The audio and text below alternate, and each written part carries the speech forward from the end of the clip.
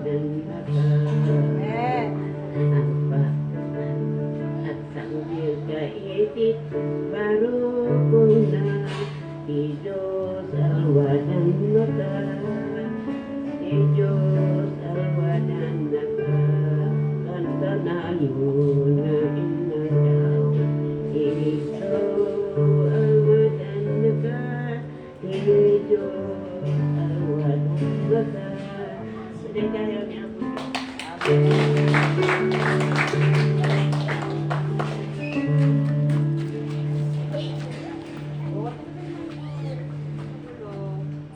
Wala nang magbabahagi na kanyang nagawa ng Diyos sa kanilang buhay. Siguro nahiya yung mga iba o walang lakas ng loob pumunta sa harapan. Kasi may mga taong very private na hindi nila masali. So, alam naman ni Lord kung ano yung nagawa niya sa ating buhay na pinagpapasalamat natin sa ating sarili.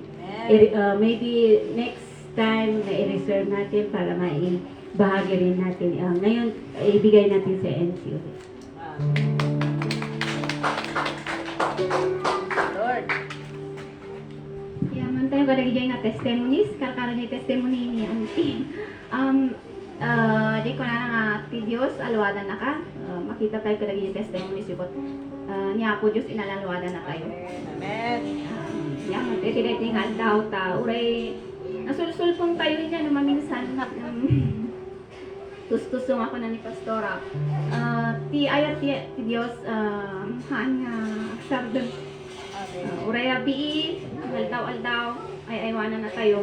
Nga maturong niya ako Diyos. Amo na ti, dati puspuso tayo sa nga, itultuloy tayo nga agserbitin niya. Ket, iwento po tayo dayang ti baro nga, ay hanggang nga baro. Kaya ti dayang people. Dito di ba may people ka ako tayo maroon iti presentation na iti kids. And kiddos.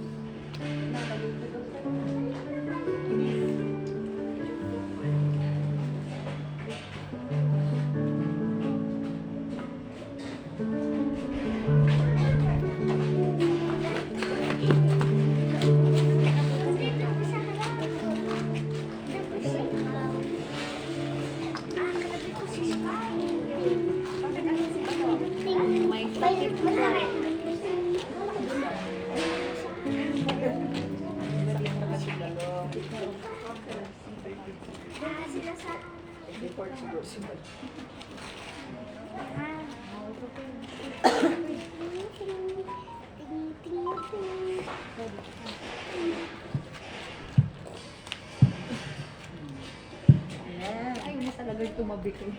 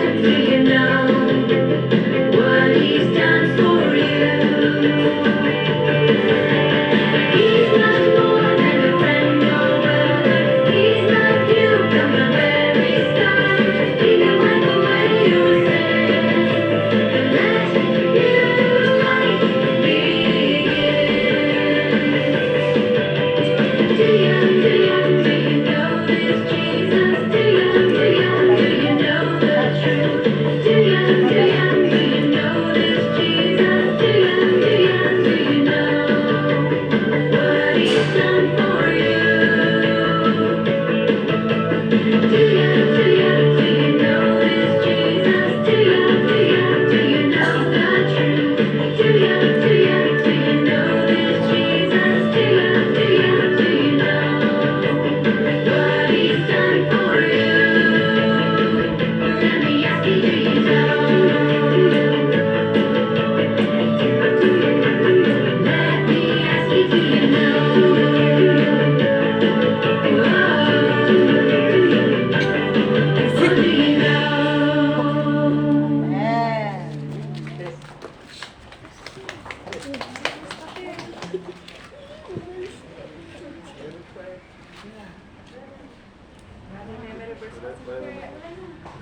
Baw na, baw.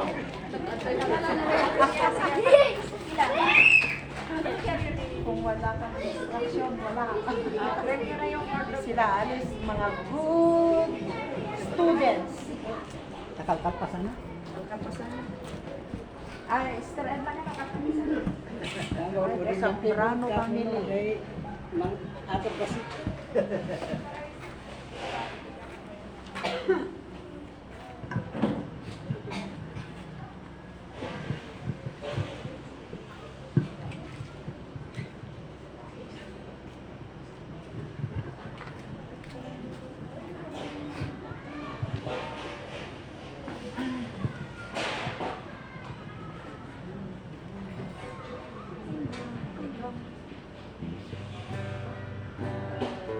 Ikantaan mi kat kay anya mabundo lang. Ano sa bilang kay boses ni panato pala di ako imay Yan.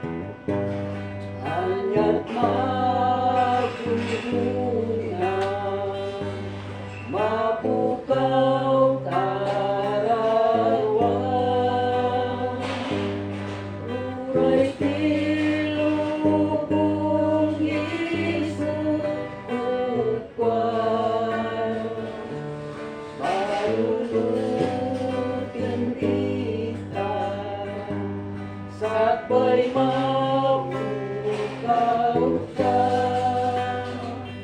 panutin at ikakarawan.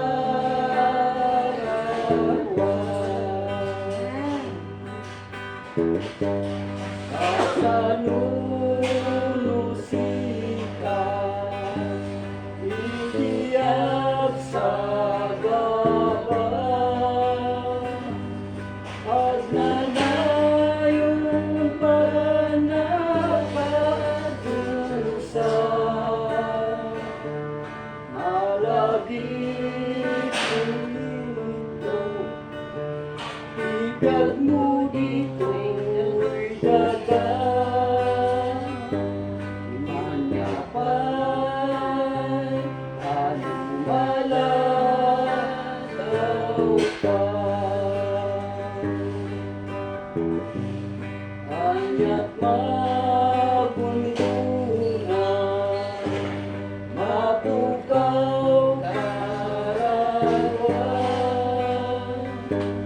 uray tilubong isuruan, panunutin kita, sabay mapukaw ka.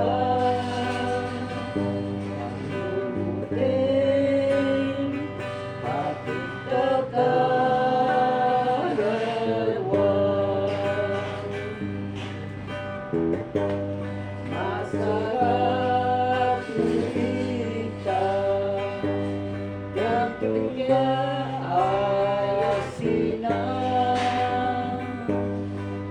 uray pala'y lakit nga ayat na.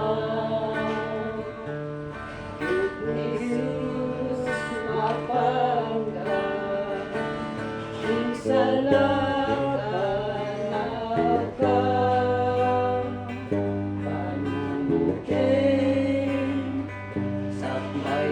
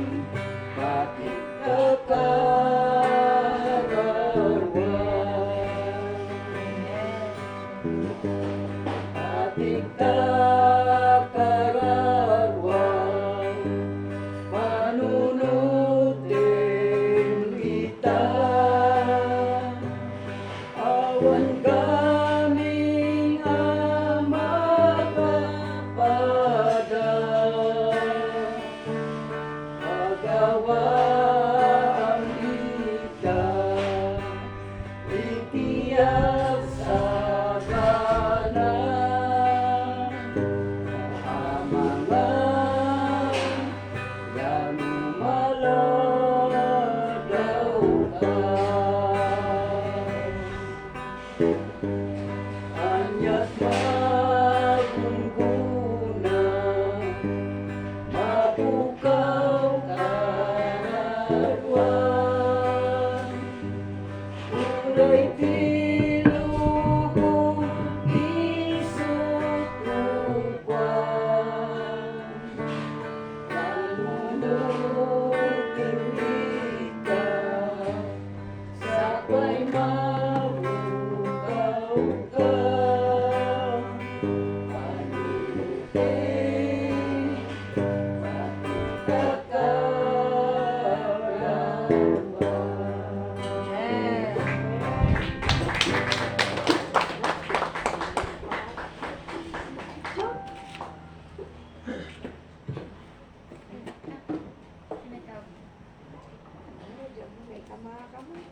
Side day. Natawag ko po ang mga youth para mag-alay dito.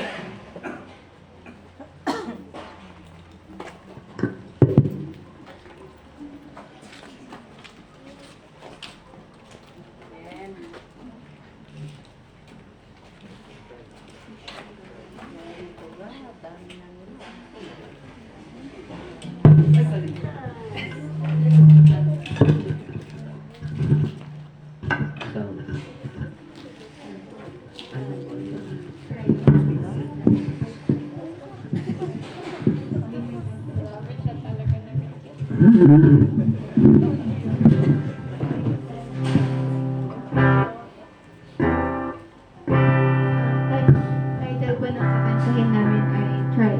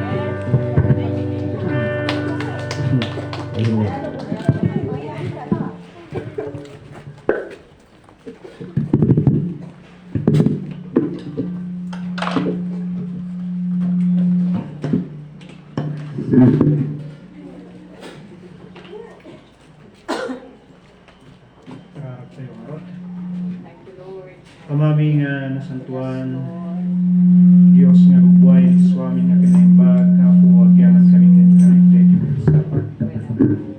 ipigsa ken salunhap nga paay mo ti tunggal may sa tapno iti kasta mabalinan may apo iti makitaripnong. Mabalinan mi apo iti makipagdaydayaw. Mabalinan mi apo ngay kantanok iti napatignanan. Agyaman kami apo tayong paay mo iti pigsa ken salunat iti tunggal may sa kada kami. Kit apo mapadayawan ka kadi o Dios kapo kadagitoy nga banbanag nga nakaskas daaw o Dios nga naramid mo iti biyag iti tunggal may sa kada. Kasta mo tama nga nasantuan pagyamanan mi dagiti tithes and offering sa ako dawatin mi o Dios nga bendisyonam maaramat apo akas iti pagayatang bendisyonam apo ti tunggal may sa kada kami bendisyonam dagiti pagsapulan iti may sa kinmaysa tapno iti kastabo dahil iti wagas mo tapno iti kasasabtil mo iti pagsapulan iti tunggal pamilya agyaman kami o Dios iti programa apo iti biyag iti tunggal may sa ket apo paminsan pa'y mapadayawan ka kadagito kamngaruda po itipig sa kinsalong at tunggal maysa pagsapulan titunggal maysa bendisyonam apo ket awan sa bali ngayon kami pagyamanan awan sa bali ngayon kami pangsublian apo iti nananay nga panagyaman ken ka no sanlay nga siksikaw Dios nga nangipahay kadagiti suamin nga adda kada kami agyaman kami ket mapadayawan ka ken Kristo na ken apo.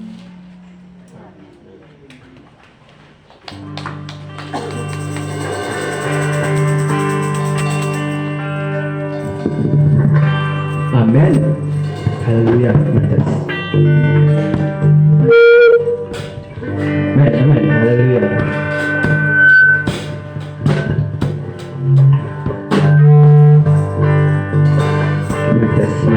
Amen. Hallelujah. Ngayon po, kagsapa ka na tayo kakapsat.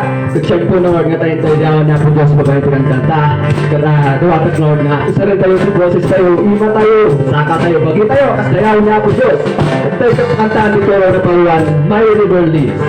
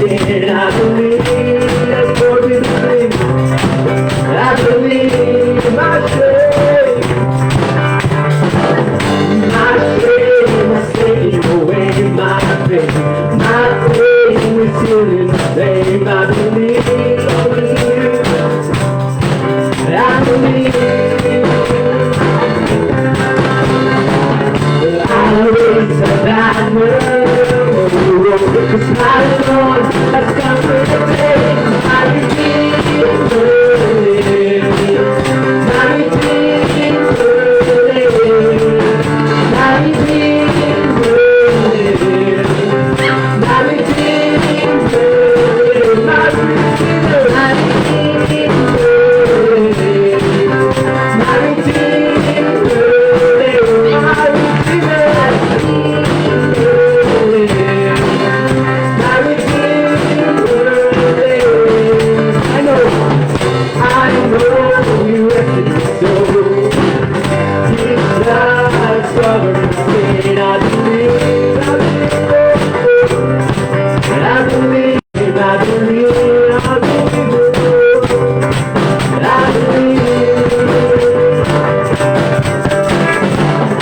I'll raise the banner.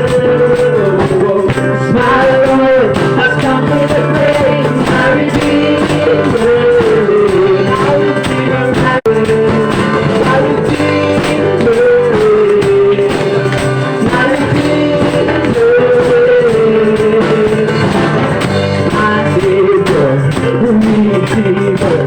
look at me from the mighty land. Almighty, forever, I will never be the same. You make me from the everlasting to the world. By the soul you live, you die, you rose again on high. That way, for the world to feel again. Hallelujah, for all you've done. Sing my Savior, Redeemer. Look at me from the mighty way. Almighty, forever. I will never be the same with you. From the everlasting to the world, the God of only Son. You live, you died, you rose again on high. You opened that way for the world to live again. Hallelujah. For all you've done. Hallelujah. For all you've done. Hallelujah. For all you've done. Yes, Lord, hallelujah. Oh, Monday night. Yes, Lord, hallelujah.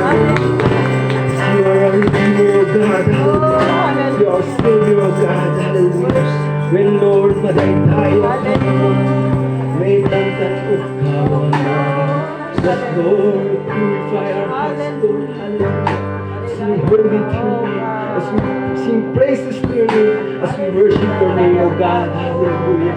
Yes, Lord, maday tayo, kawan, may tantan ko kawan.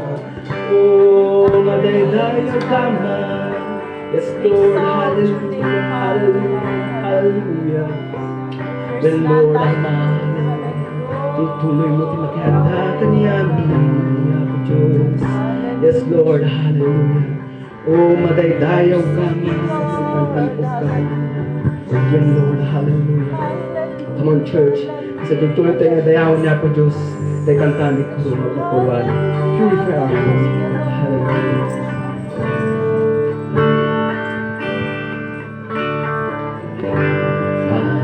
Your people, oh God,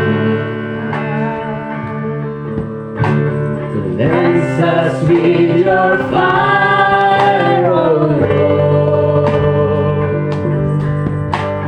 May we walk uprightly in the presence of your Lord. Purify your people, oh God.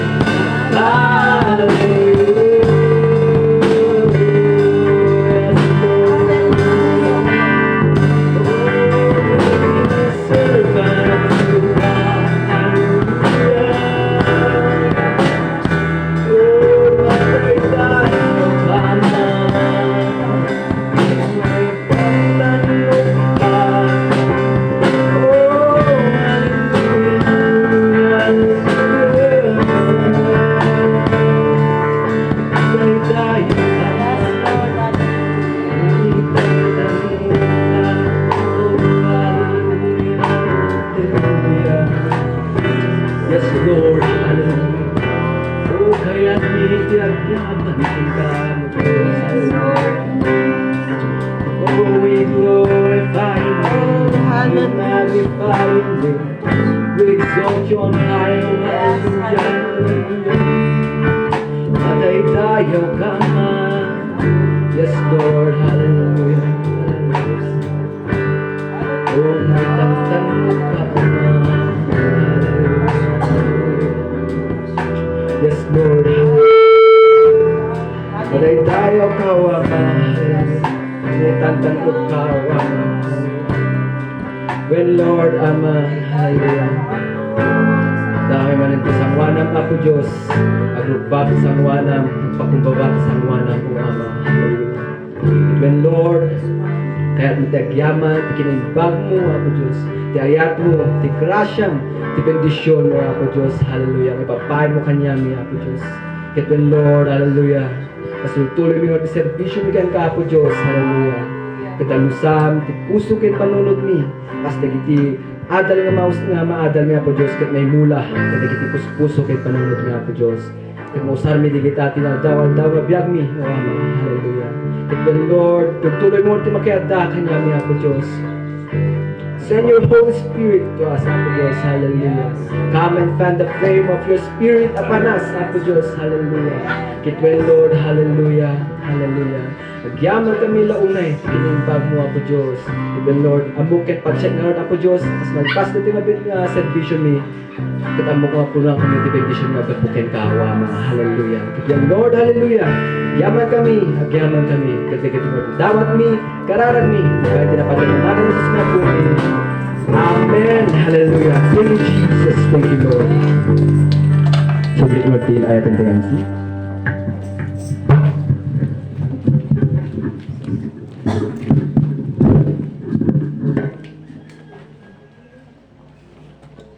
Nagyaman tayo palagi nga kankanta, panagdaydayaw. Ti Apo. Magmula kids, Sambrano family, kan YP. Yaman tayo launay, ti pananglilid, dagito yung YP, kada kayo. Ito yung church man ito. Kapila kung matahang kayong mauma. Kat, pantay nga rin iti maudi nga pasot ti arami tayo tatangal daw. Kat, ayaman tayo ti alibon ti Apo, pastor.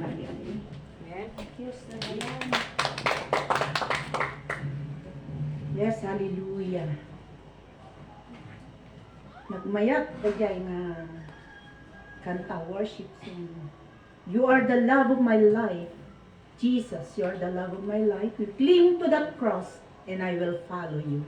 What a great song for the Lord. Let's open our Bible in the book of Isaiah 66. Isaiah 66 verse 2.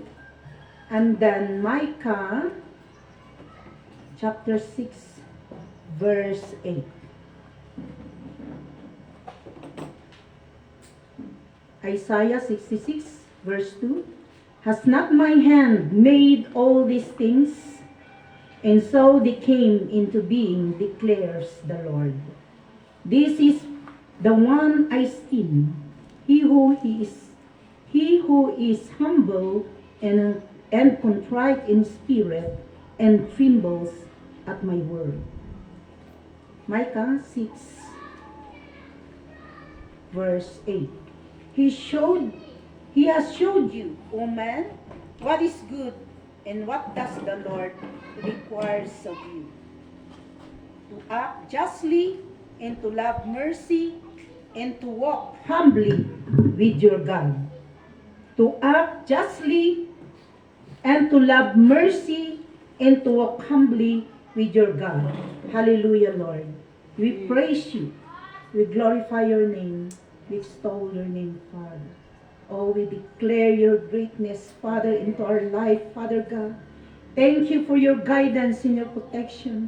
Thank you for all the blessing, Father God. Especially, O God, our breath, Lord. Hallelujah. Lord, sa oras na ito, muli, O God, ay lumalapit kami sa inyo. Nagpapakumbaba, Panginoon. Pakalinisin mo kami sa oras na ito. Ano man bahid kasalanan na meron kami, Panginoon. Lord, pangunahan mo kami sa oras na ito. Upang sa ganon, daluyan kami ng pagpapala, O God, Lord. Sa iyong pagpapatawad, Ama. Hallelujah. At kikilos ang banal na Espiritu sa aming kalagitnaan, Panginoon. Lord, tunay nga, O God, Lord, na itinataas ka namin sa aming mga buhay sa oras na ito, O God. Ikaw ang siyang manguna, O God, Lord, sa gawain na ito, lalong-lalo na sa paghasik ng iyong mga salita, Panginoon. Lord, bless every one of us. Lalong-lalo na, O God, sa makikinig sa iyong mga salita, na hindi lang tagakinig, Panginoon, kundi, Lord God, ay apply namin, O God, Lord, ang lahat ng mga salita mo na mapapakinggan namin sa oras na ito, Panginoon. Lalong-lalo na ako, Panginoon, na ginagamit mo sa oras na ito, Panginoon. Manguna ka sa aking buhay, Panginoon. Lord, hallelujah, ikubli mo ako sa iyong likuran, Panginoon. Ikaw ang siyang makita, ikaw ang siyang marinig, Panginoon. Sa bawat hinagpis, O God, Lord, sa bawat hinagpis mo, Panginoon, sa iyong mga anak, O God, Lord, sa oras na ito, hallelujah. Naway ang mga salita mo, Panginoon, magiging buhay, O God, Lord, sa buong linggo namin, Panginoon, na pakikibalubal sa buhay na ito, Panginoon. Lord, hallelujah, we praise you. We glorify your name, we exalt you. In Jesus' name we pray. Amen and amen. Hallelujah. Ang title po ng ating message sa araw na ito, What does the Lord requires us to do as a believer? Hallelujah. Glory to God. Bago ang lahat, mga kapatid, kilalanin na muna natin si Micah.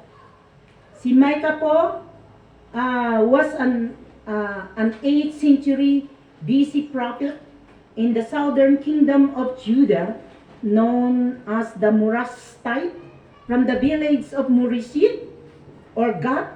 He is the traditional author of the book of Micah, a contemporary of the prophet Isaiah. Alam niyo ba, mga kapatid, si Micah is the greatest prophet at that time. Nakita niya at na-prophesize niya na maipapanganak ang Messiah na siyang mag-restore sa relasyon ng Panginoon sa bansang Israel. Ngunit, nakakalungkot, Panginoon, dahil ang alam nila na restoration ng kanilang bansa upang ito ay magyayabong, mag-successful. Hallelujah, hindi nila nalalaman na paparoon ang ating Panginoong Jesucristo na siyang magre-restore ang mga tao doon. Hallelujah. Oh, glory to God. In Micah, sincerely wants to know what God requires with him. Tinatanong ni Micah sa Panginoon kung ano yung nararapat requirements para sa ganoon ay kalugod-lugod siya bilang isang prophet. What is people to offer? Sabi ni Micah, between God's judgment and its associated laments and the new restored and reconciled kingdom. You conveyed, but God conveyed. Sabi niya, the requirements. Ang sabi ng Panginoon, it is to make right with Him. Should He bring offerings or sacrifices or to offer His firstborn? Si Micah ang nagsasalita sa Panginoon. Inulit ito ng Diyos. Hindi, no, not your gifts, not your words, or even your precious possession, sabi ng Panginoon. I want you to do. Iulit natin, mga kapatid, sa Micah 6 verse 8. I want you to do justice or righteousness, love mercy, walk humbly with me. Tatlong bagay lang ang ninanais ng Panginoon na requirements kay Micah sa mga tao noon at hanggang ngayon, mga kapatid. These words, these requirements is for them. But today, it is for us also, mga kapatid. Dahil tayo ay pinili ng Diyos, dahil tayo ay anak ng Diyos, ba dahil tayo ay pamilya ng ating Panginoon na tagasunod. Yon ang ating pinag-aaralan, mga kapatid. Kailangan ng mga requirements na ito bago ang lahat na gawain ng ating Panginoon, ministry of God. This is the important thing, mga kapatid. And even to this day, God continues to speak about what we are to do in the face of justice, in the face of to love mercy, and in the face of walking humbly with God. Hallelujah. The response of God to Micah is God's response to us when we ask what is required of us. Hallelujah. God requires us to do justice. That is number one. Hallelujah. What is justice? To stand right. Being a righteousness. To stand the righteousness of God. Hallelujah. Sinasabi nga niya sa Psalms 106 verse 3, sabi niya rito, mga kapatid, blessed are they who observe justice, who do righteousness at all times. Justice is defined as a greatly of being just, fair. Mga kapatid, walang kinikilingan, walang tinitolerate. Ano man ang kasasaad mo sa buhay, ikaw man ay mayaman, ikaw man ay mahirap, kailangan ay magiging fair ka na believer at the sight of God. Hallelujah. It is righteous, equitableness, and moral rightness. Glory to God. To be just is called to action. Hindi lang, tama ako, tama yan. Oh, tama yan ginagawa mo. Pero wala ka namang action, walang kabuluhan. To be just is a call to action, not to be silent. Wala kang ginagawa. Nakikita mo na nga na hindi tama ang ginagawa ng iyong kapatid. Hindi ka pa rin nagsasalita. Hindi yan matawag na justice. Sabi ng salita ng Diyos, hindi ako, mga kapatid. Inuulit ko lang ang salita ng ating Panginoon. Complacent to others, especially the most vulnerable one. Those that are abused, mistreated, and in need, or scorned or exploited, na nakikita natin sa kapanahunan na ngayon. Pasama ng pasama. ang buhay dito sa mundo.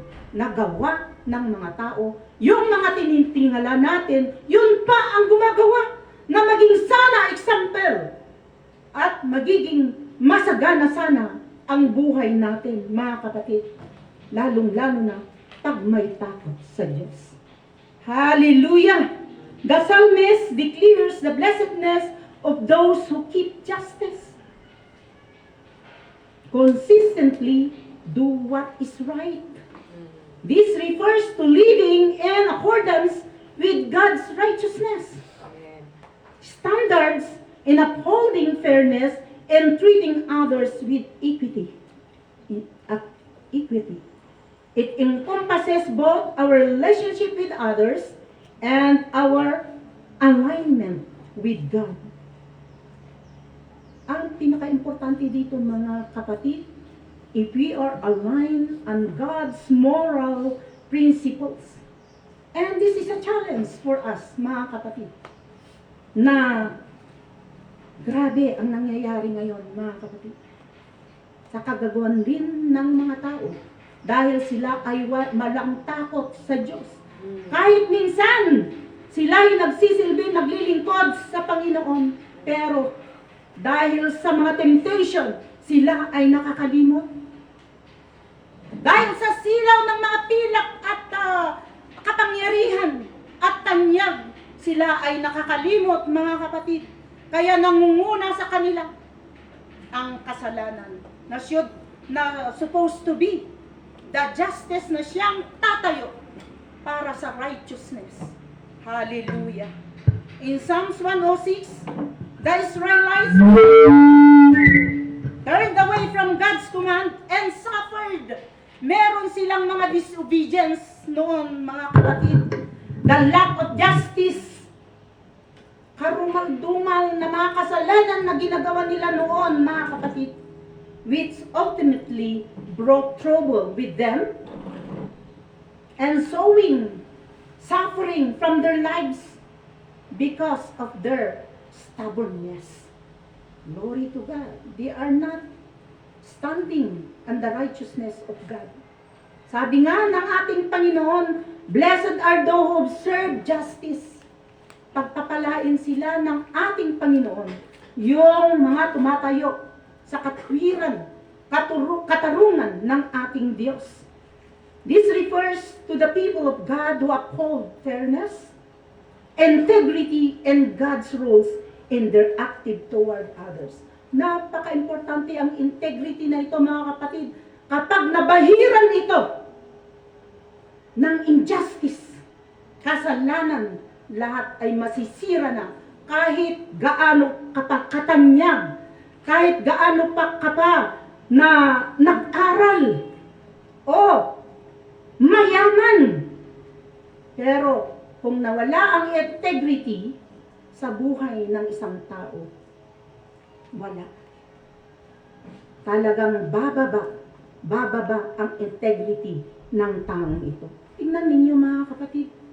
Hindi sana naihayag ang gawain ng kasalanan sa pagkukurakot kung hindi niya pinagyayabang ang kayamanan niyang kinamkam sa kanyang pagtatrabaho sa gobyerno. Ang akala natin, rich millionaire, billionaire, na pinapakita pa sa media kung gaano kayaman, mga luxury cars, mga lavish lifestyle ng mga ito. Bagamat yung mga tao sana na mamuhay ng kayapa na hindi malulubog sa mga baha o naghihirap. Ngunit nakakalungkot, mga kapatid, ang kayamanan na ito ay dahil sa pagnanakaw, kakukurakot. Buti na lang nakilala natin ang ating Panginoon. Meron ding mga tao na may takot sa Diyos na naglilingkod sa gobyerno, sa opisina, sa lahat ng kasuluk-sulukan ng mundong ito. Pero may warning. Kapag hindi ka nakikiayon sa kanilang kasamaan, sa pagkukurakot, ikaw ay kaaway nila. Yung taong tumatayo in righteousness, ang taong ipinaglalaban ang karapatan ng tao, kaaway na nila, mga kapatid, at sisirain ang buhay niya. Pero huwag kang matakot. Dahil sinabi ng Panginoon, blessed are those who observe justice. Pagpapalain ng ating Panginoon. Sa church naman natin, mga kapatid, hallelujah. Hallelujah. Nalalaman natin na tayo na lingkod ng Diyos. Ang lahat ng mga bagay na meron tayo ay ibinigay ng ating Panginoon. Lahat-lahat, mga kapatid, masaya na tayo, kontento na tayo kung anong meron tayo. Dahil ito ay biyayang pinagkaloob ng ating Panginoon. Praise God. Yung testimony ni Sister Geraldine, what a great God na sinisave tayo. Yun ang blessed, mga blessing na ibinibigay ng ating Panginoon if we are standing in righteousness. If we are standing in the principle of God. Hallelujah. Hallelujah. Oo nga, mga kapatid, hindi tayo kasing yaman nila. Pero pagdating ng judgment, ano sila, mga kapatid? Merong babala ng Diyos. Hallelujah. In Ezekiel 3:33. The accountability of a prophet or watchman or bilang believer of Christ or the follower of Christ, the disciple of our Lord Jesus Christ, for not warning the wicked of God's judgment. Yung mga gumagawa ng mga kasalanan. If God commands the prophet to warn a wicked person o yung gumagawa ng mga kasalanan and they fail to do so, at pag hindi mo ginawa ito, mga kapatid, that you are standing on the righteousness of God, na meron kang takot na ipahayag o ihatid ang warning na ito, na kapatid, may warning ang Diyos kung hindi mo ginagawa ang pinapagawa sa atin ng ating Diyos. We will be accountable to their blood kapag ito ay namatay. Kaya sa oras na ito, mga kapatid, we will stand on the righteousness of God. Huwag tayong matakot dahil ang Diyos ay nasa sa atin. He will use our mouths to speak to that person who is doing wrong. Hallelujah. Maging sa ating pamilya, mga kapatid, parents will discipline their children. Huwag nating itolerate ang ating mga anak kung ito ay gumagawa ng mga kasalanan, lalong-lalo na kung tayo ay nagsisilbi sa Panginoon. Pagsabihan natin ang ating mga anak kung sila ay gumagawa ng hindi kaaya-aya sa paningin ng ating Panginoon. You know, as a Lupon, maraming dispute sa barangay, pero sa ngayon, last year at sa ngayon, mga kapatid, mula noong si Kapitan Nestor Almagna ang kapitan namin, walang dispute, wala kaming kaso. Walang kaso na inaayos sa barangay namin.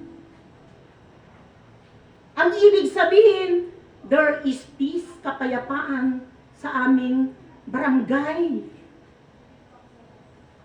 Hallelujah! As a Lupon, the mediator, sa pagkakaayos ng complainants at saka respondent, nandun yung fairness, walang tinitilingan. We have to stand in the righteousness. Kung ano yung tama, doon kami tatayo. Kung ano yung gusto ng complainants, bahala siya. At yung respondent, yung tama lang ang aming itinutuwid. at pinagsasabi sa kanila kung gusto nila ng kaayusan. Dahil ang taong standing on the righteousness of God, may kapayapaan yan na natutulog gabi-gabi.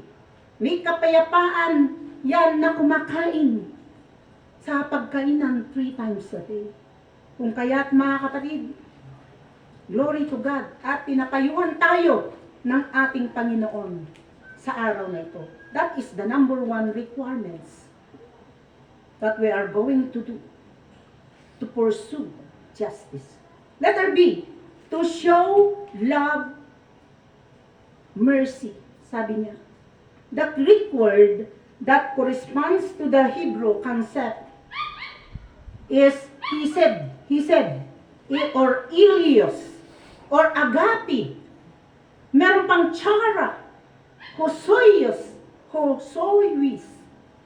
Sabi niya, in Hesed, ang ibig niyang sabihin, mercy or compassion. The agape is the divine love of God. The chara, the grace.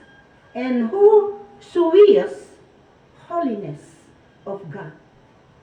This is the steadfast love of our God, or a covenant, or the faithfulness of one believers, and the loyal kindness of ones who follow Jesus. In Micah 7:18, it says, God delights to show covenant faithfulness. It's who He is, only because He has shown us great mercy. Can we do the same to others? That is the question. Can we do the same to others? To love mercy. Thomas Aquinas said, justice and mercy are so united. Dapat ito ay hindi magkakahiwalay. Laging magkasama. Kung meron tayong righteousness, meron din tayong mercy.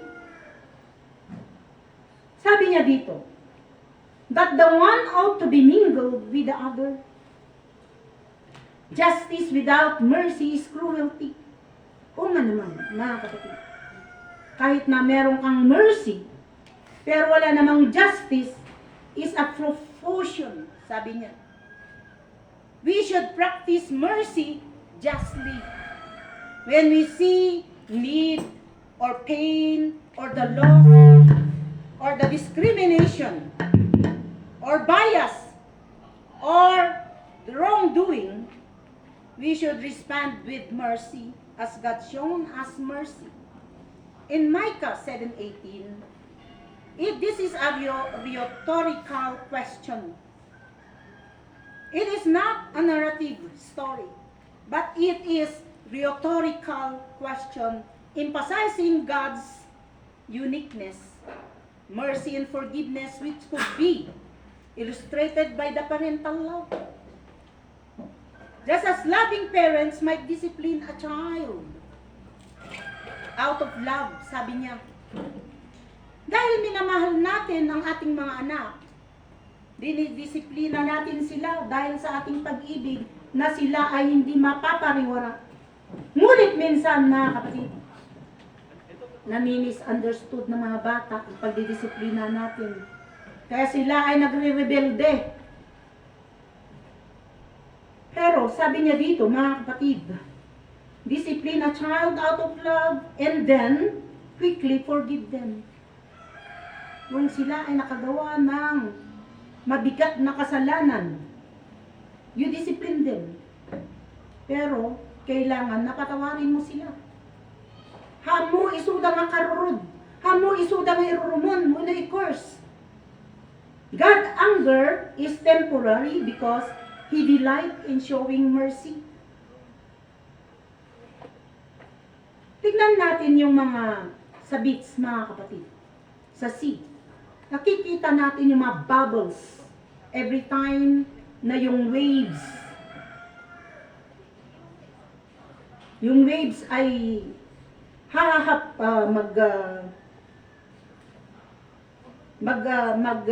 wave. Makikita natin ito, it is constant. This is like the love of our God, the mercy of our God. Hindi nagbabago ang kanyang mercy, ang kanyang pagkaawa sa atin, mga kapatid. Ang pag-ibig ng tao, ang mercy ng tao, ay nagbabago. Pero siya, hindi. Hindi magbabago yan. Ang lalaki, nagpapangako yan. Noong una pa lang kayong nagmamahalan, maririnig mo ang word na I love you. Pero kalaunan na, sinasabi na niya, kapag ikaw ay losyang na, hindi mo maibigay ang gusto ng iyong asawa o partner. Sinasabi, I love you before, but now no more. Pero, sa mga believer, ang requirements ng ating Diyos ay sinusunod. Ang love, mercy ay constant. Ito ay tuloy-tuloy na ginagawa hanggang till death do us part. Hallelujah. Wala kang mag-aaway man yan, pero may kaayusan. Dahil ang mercy ng Diyos ay nasa kanilang gitna. Hallelujah. Glory to God. In Romans 5:8, but God demonstrates His own love for us. While we were still sinner, Christ died for us. Siya na ang naging makasalanan para sa ganon ay maibayubay sa krus ng Kalbaryo. Dahil sa awa niya sa atin, mga kapatid. Dahil hindi natin magagawa yon.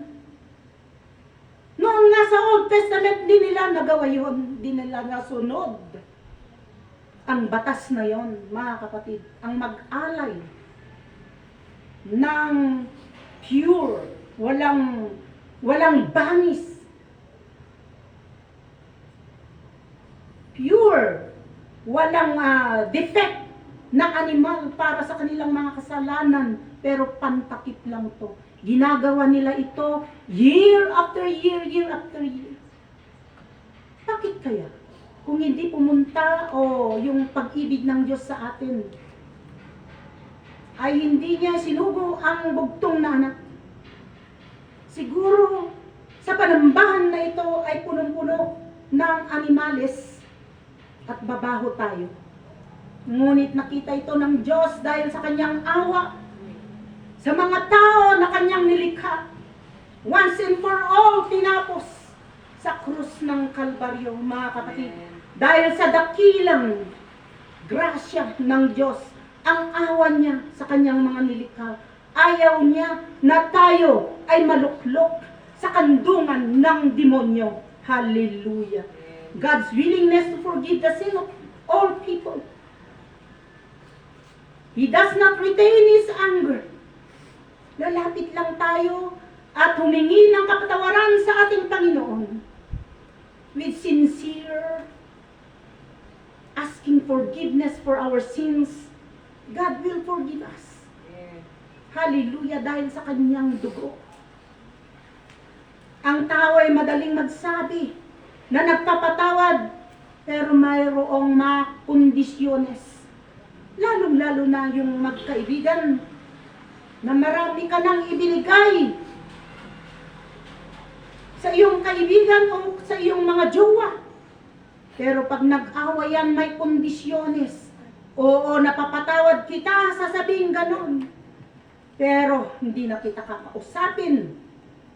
Mula sa araw na ito, hanggang. Oo, pinapatawad na kita. Pero dapat isauli mo lahat ang mga ibinigay ko sa iyo. Oo, pinapatawad na kita. Pero hindi ka dapat na tumira sa tahanang ito. Wala kang karapatan sa mga anak at sa bahay na ito. Ganon ang kondisyones ng tao na hindi nagpapatawad. Nasabi, nagpapatawad, pero may kondisyones. Pero ang mercy, ang pag-ibig ng Diyos ay unconditional. Hallelujah. Hindi ba tayo matutuwa sa mga ginagawa ng Diyos na requirements niya upang tayo ay mahalin? Ang requirements din natin na sinasabi niya ay to love those unlovable ones. Ay, ayoko yan. Hindi ko dapat na-evangelize yan. Matigas ang ulo. Ay, ayoko yan. Ayoko yan na-evangelize.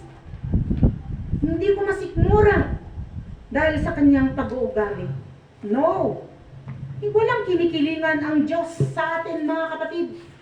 Kaya, ang requirements na ito ay kailangan na gawin din natin na walang kinikilingan, walang pinipili. Hallelujah! Let's clap our Lord, our Pinoon. Hallelujah! In the New Testament, mga kapatid, Jesus asked by the religious experts or leaders, which is the greatest commandments, Jesus responded, the first is to love God with all your heart, and the second is, you shall love your neighbor as yourselves.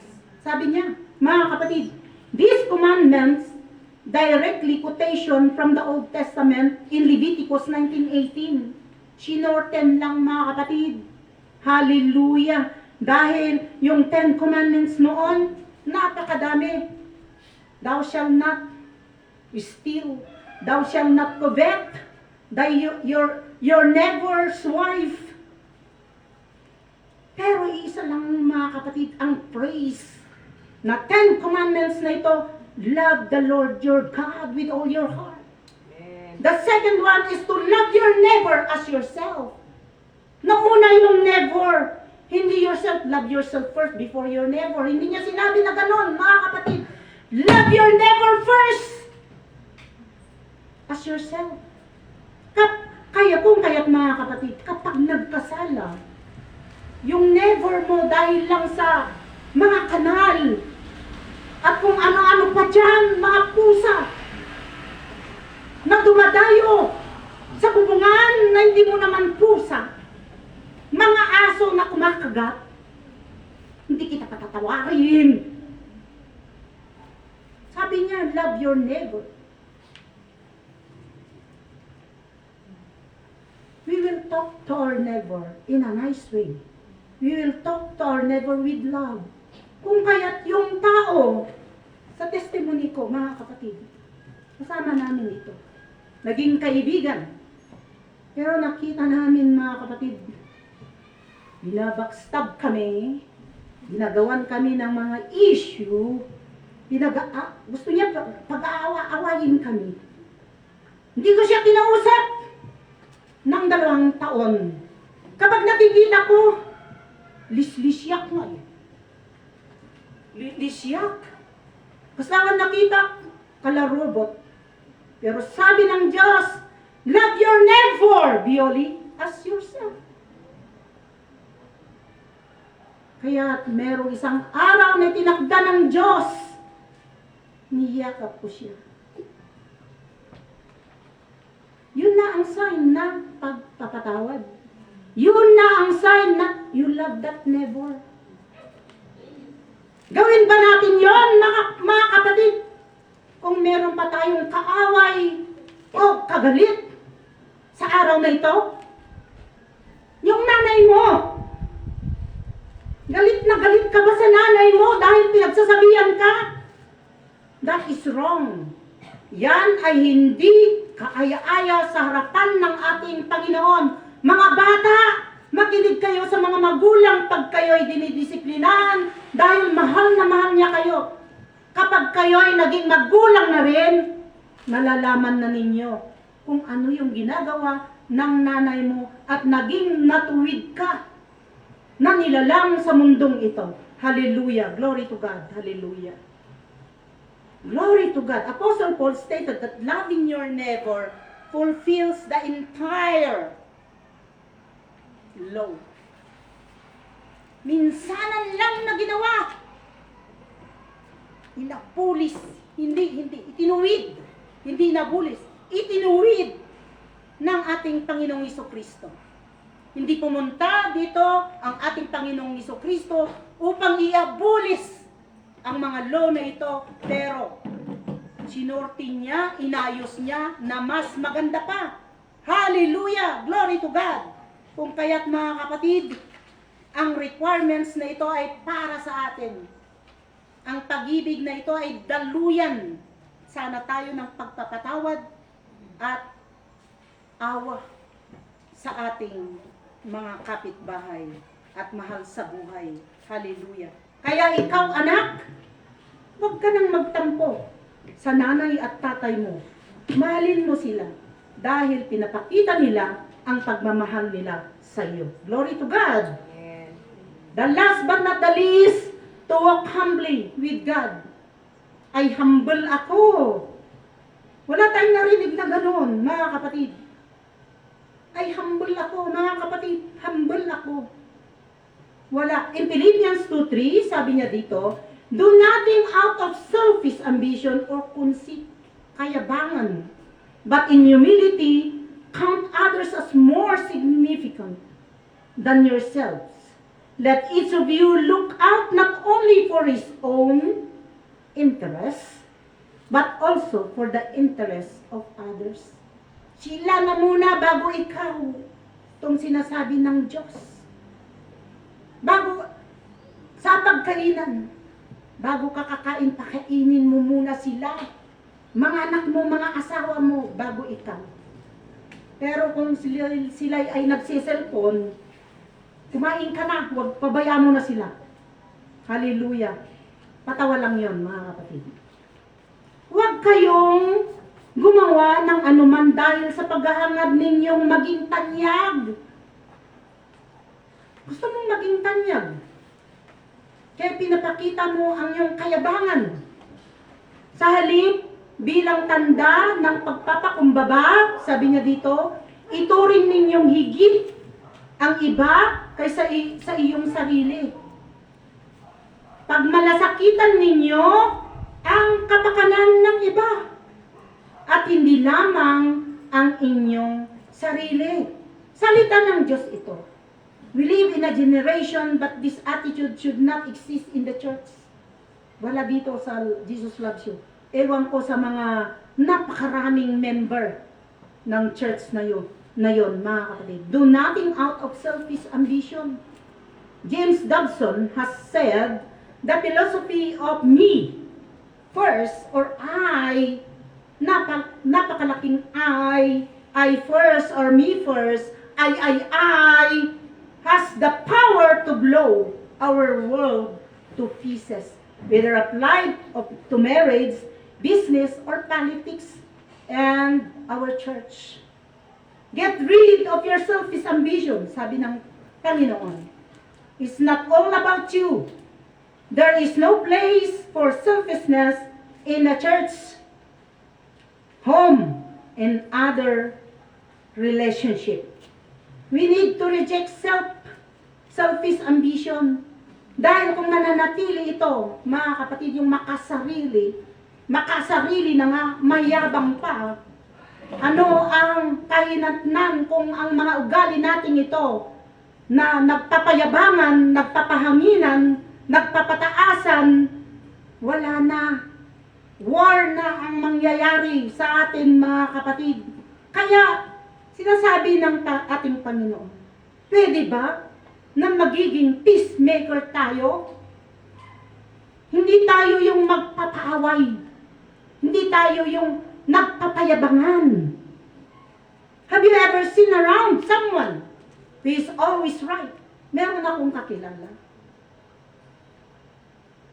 Alam niyo yung taong yun na he is always right? Sa kanya lahat. Kapag kayo ay magbabarkada, makikilala mo ang iyong kaibigan. Yung sinasabi na, mali yan. Huwag mong gawin yan. Alam niyo, sa Hong Kong noon, napunta ako sa Oneness. Mahabang buhok, mahabang palda, mga babae, mga lalaki, arnika, naka-polo at saka trubinais. Minsan, mga kapatid, yung nagtuturo sa amin, sabi niya, kapag dumating ang Diyos na hindi mo tinupad ang requirements ng Panginoon ng babae ay may mahabang buhok, mahabang palda, may iiwan ka pag rapture na. Wala naman sa Biblia yun. Wala akong nabasa sa Biblia na ang salvation ay mahabang buhok at mahabang palda. Pero noong kami ay nag-outreach doon sa Central, ang sigaw ng mga tao, mahaba nga ang buhok mo, mahaba nga ang palda mo, mahaba naman ang dila mo. You're always saying you're always right. Ito ang tama. Dahil ang sinasabi namin tama is for your own good. Pag dumating ang Panginoon, ikaw ay marapture. No. It is all about the outer appearance, holiness. No. Ang Panginoon ay tinitignan niya yung kaibuturan ng ating mga puso. Holiness ka nga sa labas, pero inside, unholy naman. Holy pag Lunes hanggang Sabado. Ay linggo lang ay holy. Lunes hanggang Sabado. Ano yun? Unholy naman. Ako ay nalungkot yung mga isinisigaw ng mga tao. Nagsaliksik ako ng salita ng Diyos, kaya ako napunta sa Bethel Bible School. At doon ko naunawaan ang salvation ay hindi na mahirap. It's not all about deeds. It's not all about your outer appearance, but the inside. If you let the Lord Jesus Christ to enter into your life as your personal Lord and Savior, and ask forgiveness for all your sin, pag dumating ng kamatayan, tiyak na pupunta po tayo sa kandungan ng ating Panginoon. Glory to God, hallelujah. Ang konsip, mga kapatid, hallelujah, Galatians 6:3, give us this warning, for if anyone thinks himself to be something when he is nothing, he deceived himself. Alam niyo, yung mga salita ng salita, pag binato mo yan, wala namang nagagawa. Mabuti pa yung tahimik. Kajay lata, no awan laman na, nimbarsak mo kalangkang. Ngam diya dalaman na, imbarsak mo, awan uni na. Di po ba? Ang ibig sabihin nun, may wisdom, may laman ang utak. Pero yung nagsasabi na ang kayabangan ay nasa kanya lahat. Pero pag dumating ang pagsubok sa taong ito, hindi niya alam ang kanyang ginagawa. In James 4:10, humble yourself before the Lord, for He will exalt you. Pride can take the shape of self-importance. Yung gusto mo lagi ang bida-bida. Alam mo yung mayabang bida-bida kung kayo ay nag-uusap. Makikita mo yung mayabang na tao. Siya ang bida. Ako. Ako lagi ang sinasabi. Nire-recognize ang kanyang sarili. Kinikilala, pinapahayag niya, pinapakilala niya ang kanyang sarili na ako, I, me. Pride seek captives. Nabilanggo ito sa kayabangan, mga kapatid, dahil ang tingin niya sa ibang tao ay mababa. Hawak niya ang mga liig nito, kontrolado niya. Pride does not admit errors. When? Dagijay mayabang nga tao na kinurek mo, maramdamin, aawayin ka. Hindi pinagpipilitan na siya ay tama, mga kapatid. We got to be ignorant, to be ma-proud sa ating mga sarili, mga kapatid. Kasi kung totoong bukas ang ating kaisipan, mga kapatid, at matalino tayo, matatanggap nating hindi naman talaga tayo importante. Bakit importante ka ba? Kapag nagyayabang ka, lalo kang mapapahamak, mga kapatid. Lalayuan ka pa ng mga kaibigan mo at mga kausap mo. Pag nalaman nila na ikaw ay mayabang, lumanganda ka. Hindi ka kayat nga kasao. Hindi ka kayat nga kadwa. Matatanggap natin na hindi tayo magaling. Matatanggap natin na lahat ng pinupuri ng mga tao tungkol sa atin minsan ay hindi totoo. Kaya tumahimik na lang tayo kung meron tayo. Huwag nating ipagyabang kung anong meron tayo, kung sino tayo. Dahil sino nga ba tayo sa harapan ng Diyos?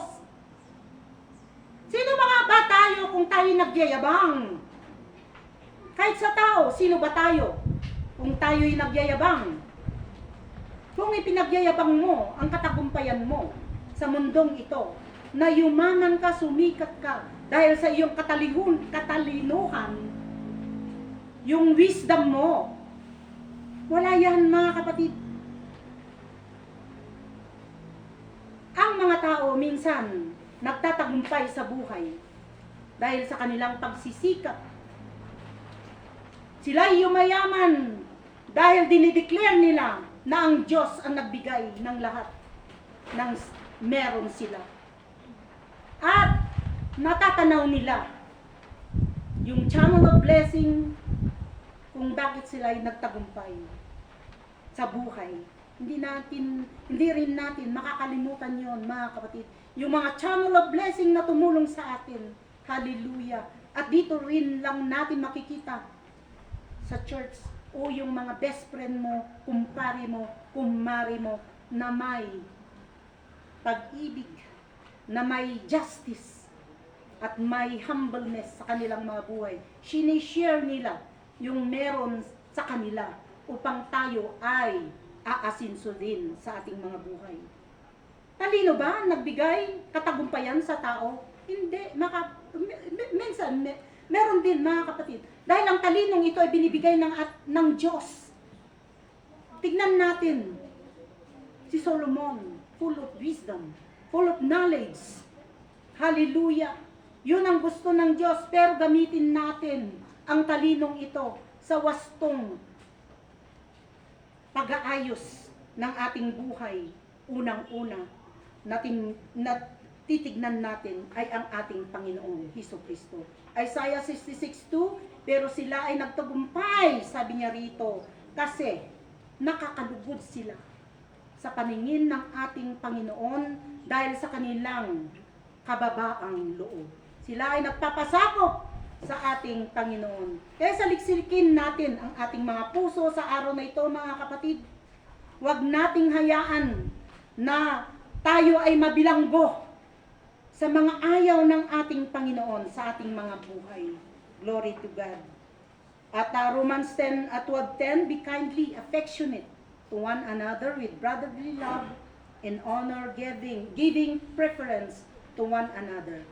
We seek to build others, gaya ng ginagawa ng music ministry, to build up others na merong gifts. Pinapakanta nila sa mga opening natin. Yun ang kalugod-lugod, yun ang maganda para i-build up yung may puso na magsilbi sa ating Panginoon. Kudos mga music ministry. Hallelujah kay Sister Hannah. Glory to God. Let each of you look out not only for his own interest but also for the interest of others. Kung ano yung wala sa ating mga kapatiran, tulungan natin. Yung mga may sakit, bisitahin natin. Yung mga nawawala ng pag-asa, i-comfort natin, mga kapatid. Ito ay ang kalugod-lugod. Ito ay ang requirements ng ating Panginoon sa atin na gagawin natin araw-araw. Huwag tayong makakalimot, mga kapatid. The requirements of our Lord is to pursue justice, to love mercy, and to walk humbly with God. Let's all stand up. Kantahin nga natin yung chorus na worship kanina. Saan na si Brother Stephen?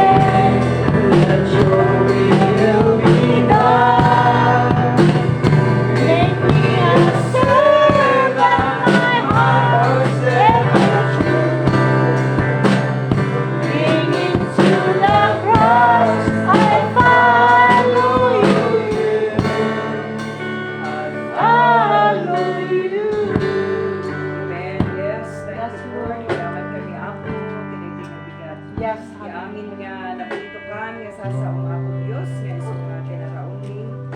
Maraming salamat Panginoon Yes. sa salita mo Panginoon na yung binigay sa bawat isa sa amin, maging sa ginamit mo po Panginoon ngayong umaga.